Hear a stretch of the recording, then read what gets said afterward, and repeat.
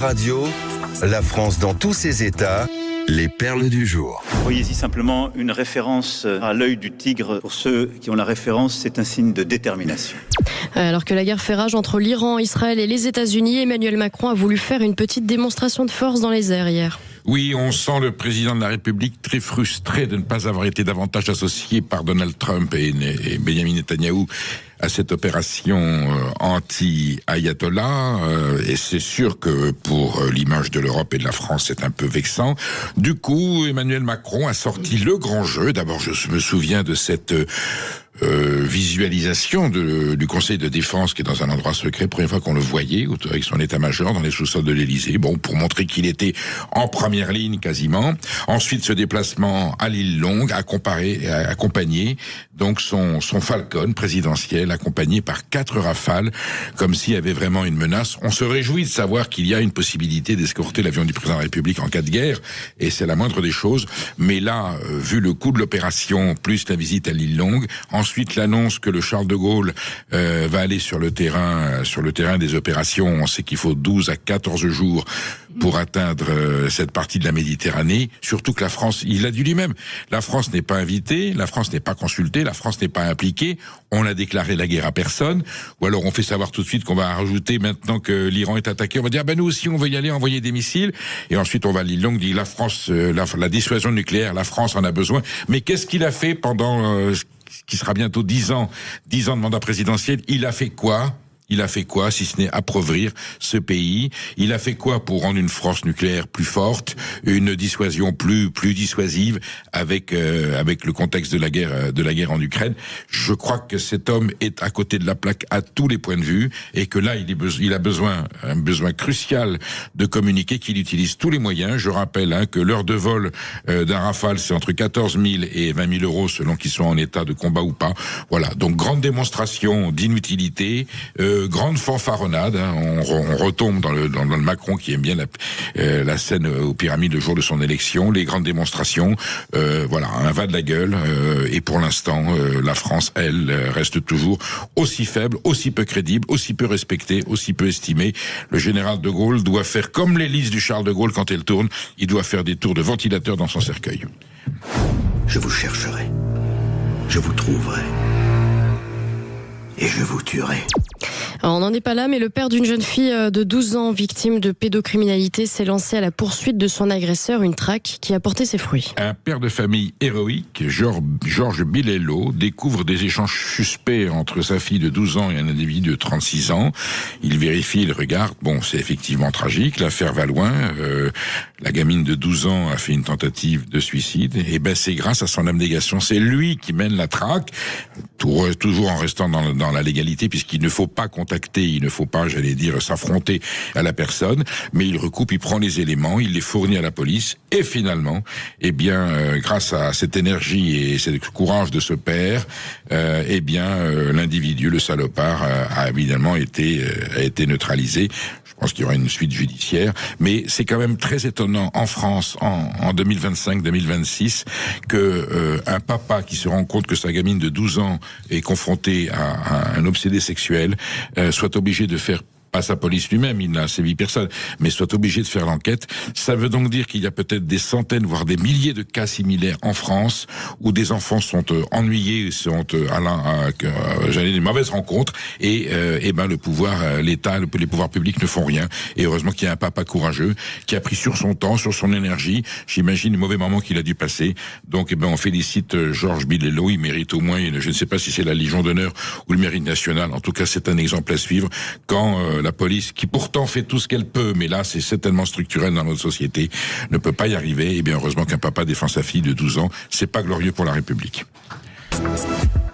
Tandis que des pères donneraient leur vie pour leurs enfants, une mère a été condamnée hier pour avoir giflé un enfant que son fils venait de tuer. Vous êtes sûr de l'information? Oui, et on s'en souvient tous, je pense. Le 27 avril 2024, Mathis reçoit 5 coups de couteau mortels après une altercation verbale avec un jeune Afghan à Châteauroux. Mathis avait 15 ans. Quelques dizaines de minutes avant le crime, Mathis et son meurtrier, accompagnés de 2 de leurs amis, prennent place à bord d'une épave de voiture et se lancent dans un concours improvisé de rap freestyle. Selon les témoignages, Mathis se moque de la prestation du jeune Afghan qui réagit au quart de tour et lui propose un affrontement physique à main nue dans le sous-sol d'un immeuble situé à proximité. Le défi est accepté et remporté par Mathis. Des insultes fusent. L'Afghan retourne chez lui chercher un couteau, puis revient vers le groupe de Mathis, de nouveau installé dans l'épave. C'est là que Mathis reçoit plusieurs coups de couteau, dont un au cœur qui lui sera fatal. Mais l'histoire ne s'arrête pas là. La mère du jeune Afghan arrive elle aussi et gifle Mathis qui gît dans son sang. Hier, elle a été condamnée à 2 ans de prison, dans 10 mois ferme pour ce geste fou. Mais tenez-vous bien parce qu'on ne fera pas plus ignoble aujourd'hui. Elle a décidé de faire appel à la décision du tribunal correctionnel de Châteauroux, tandis que les faits étaient déjà passibles de 3 ans d'emprisonnement. On espère que la justice, déjà bien trop clémente à son égard, prendra ses responsabilités. La mère d'un meurtrier qui gifle un enfant mort n'a rien à faire dehors. C'est de la barbarie à l'état pur. Ça n'a rien à faire. Ça peut arriver dans le monde entier. Enfin, je pense que la sanction aurait dû être immédiate, la peine plus lourde. C'est un acte, c'est absolument abominable. Bon, mais écoutez, on en tire les conséquences. Voilà ce qui peut se produire aujourd'hui en France en 2025. Il y a de quoi s'inquiéter. Espérons que là aussi le législateur et les autorités policières prendront les mesures nécessaires pour que ce genre de scandale, de honte ne se reproduise pas. Je vous chercherai. Je vous trouverai. Vous devez payer vos impôts. C'est ça. L'URSSAF, l'organisme de contrôle des entreprises et de recouvrement, a mis le grappin sur la région qui fraude le plus. Et oui, c'est l'Île-de-France. L'URSSAF révèle un niveau jamais atteint de redressement consécutif à la fraude. On ne compte plus les entreprises qui n'égarent pas leur personnel. Et ces actions ont permis de redresser 819,8 millions d'euros. Étant entendu que l'Île-de-France totalise 41% de ces fraudes, et que ça fait quand même 13 000 contrôles. En première ligne, le BTP. Sachez qu'il y a une société à Taverny, dans le Val d'Oise, une société de gardiennage. Et bien sûr, ces 498 salariés, seuls 30 étaient déclarés. C'est quand même hallucinant. L'URSSAF, alors on sait bien que la fraude est systématique. Le nombre de cartes vitales qui circulent de façon frauduleuse, j'allais dire les morts qui se font soigner, les gens qui n'habitent pas en France et qui profitent de soins qui sont donnés à des gens de leur famille. Donc il était temps que la machine se réveille. Et l'URSSAF a un grand mécanisme, en plus aujourd'hui, de contrôle. 13 000 contrôles, je vous disais. L'Île-de-France, évidemment, parce que c'est là où se concentrent les sociétés, où il y a une forme d'embauche moins suivie, moins surveillée. Enfin, c'est quand même la foire d'Empagne. Ce sont des sommes gigantesques. Je me souviens du président de la République, quand il a vu la facture, j'allais dire, la facture des droits sociaux en France, il a dit c'est un pognon dingue. C'est sûr que si en plus de dépenser de l'argent pour des gens qui devraient être pas en bénéficier, mais ça c'est un problème du législateur. Si en plus on apprend qu'il y a près de 819 millions de fraudes qui ont été rattrapées, ça veut dire que parce que c'est quoi? C'est 41% de la fraude seulement. Vous imaginez la masse totale de la fraude à un moment où notre déficit public et où la sécurité sociale a un trou gigantesque. Tout ça est absolument dégueulasse et révoltant. Enfin, bravo à l'URSSAF, continuez comme ça et on peut dire quoi? Je sais pas. Continuez à contrôler. Non. Moi, j'invite pas à frauder, mais enfin, bravo l'URSSAF. Non, je dis bravo l'URSSAF de contrôler enfin, parce que depuis le temps qu'on alerte, voilà, et on dit oui, mais on peut pas. Là, la preuve, c'est quand ils veulent, ils peuvent. Et là, on a un résultat assez significatif. Il reste encore beaucoup à faire, surtout plus que dans la punition, dans la prévention. Soyez plus vigilants et contrôlez mieux que ça avant de donner des cartes vitales. Une histoire originale. Un couple s'affronte au municipal dans le Calvados. Ils sont en couple depuis 30 ans et ils ont décidé de se présenter chacun de leur côté au municipal dans la commune de Livaro, Pays d'Auge, dans le Calvados.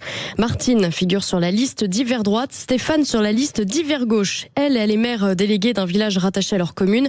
Lui, depuis 2012 d'ailleurs, lui s'engage pour la première fois. Alors bien sûr, tout le monde se demande à quoi ressemblent les dîners de famille. Eh bien, le couple vit ça très sereinement. Stéphane explique que la vie de tous les jours prime. On ne parle pas tout le temps des élections, dit-il. On s'est promis de ne pas se fâcher. Et ben moi, je trouve ça très inspirant. C'est le mariage de l'amour et de la démocratie. C'est la preuve qu'en République française, on peut évidemment avoir des idées différentes. Vous vous souvenez, vous étiez trop jeune, le film La Zizanie, avec De Funès, Annie Girardot. Voilà, affrontement municipal. Il y avait un autre film formidable entre Spencer Tracy et puis je ne me souviens plus, c'était Catherine Hepburn, là aussi qui s'affrontaient.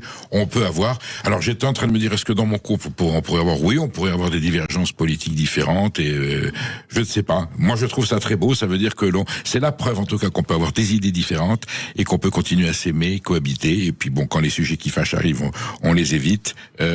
C'est un signe de démocratie municipale. En tout cas, en plus, à Livaro, c'est un village qui nous parle. C'est un des plus célèbres fromages du pays d'Auge, un fromage normand. Comme quoi, le Livaro, certainement, au lait cru, bien entendu, est un fromage qui apaise les mœurs et consolide la démocratie municipale. Si vous recherchez un petit studio à Bagnolet, on a une perle pour vous, Enrico. Oui, je voulais juste vous dire que à Bagnolet, une usine a été transformée en loft. Alors on s'en réjouit, très bien, je ne doute pas, et je vois se multiplier dans le pays ce genre de situation.